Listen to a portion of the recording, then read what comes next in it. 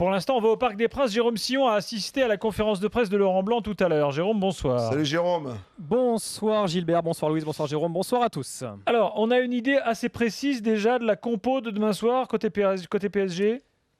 Alors oui, sachant que l'entraînement de cet après-midi s'est déroulé sans Marco Verratti ni Javier Pastore au camp des loges, sous les yeux de Nasser Al-Khelaifi, le président du PSG qui, comme on le sait, chaque veille de match de Ligue des Champions vient faire un tour au centre d'entraînement parisien.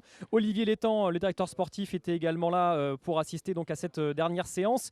Di Maria est opérationnel, on sait qu'il avait été laissé au repos le week-end dernier. Laurent Blanc nous a dit aujourd'hui en conférence de presse qu'il est en grande forme. La composition devrait donc être classique, avec Trapp dans les buts, Marquinhos, Thiago Silva, David Luiz et Maxwell pour les 4 défenseurs brésiliens, Rabiot, Mota, Matuidi au milieu de terrain, Lucas, Ibrahimovic et Di Maria pour l'attaque, à moins qu'il ne nous réserve une surprise, parce qu'en conférence de presse cet après-midi, Laurent Blanc a éludé, il a dit qu'il y aura peut-être un petit changement. Alors est-ce que ça pourrait pas être, on imagine tout, peut-être un Di Maria intégré au milieu de terrain pour faire de la place à Cavani en attaque? Ça peut être une opportunité. Ouais. En tout cas, on attend d'avoir le groupe définitif publié par le PSG sur son site internet d'ici quelques minutes maintenant. Ça peut être une option je sais pas ce que tu en penses, Jérôme, de mettre dans le cœur du jeu Di Maria avec Matuidi et Mota, et devant mettre un Zlatan parce qu'il aime bien aussi décrocher, puis avoir 2 garçons qui prennent un peu plus la profondeur comme Cavani ou comme Lucas. Mais bon, je pense qu'il restera sur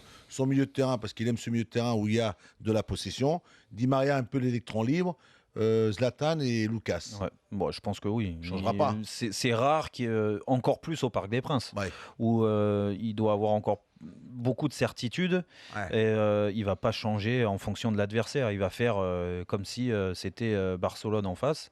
Essayer d'être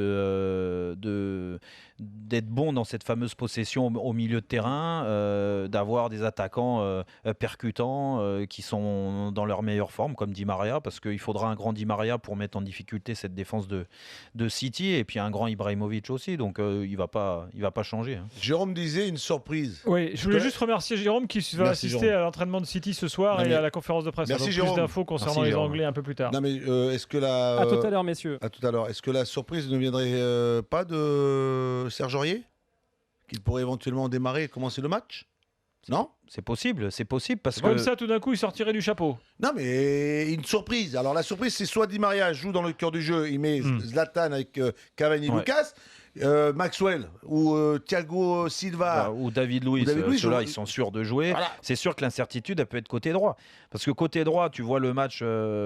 Alors même si Paris a gagné 4-1 contre Nice, mais c'était quand tu vois le match dans son intégralité, il s'en sort très bien avec un tel écart.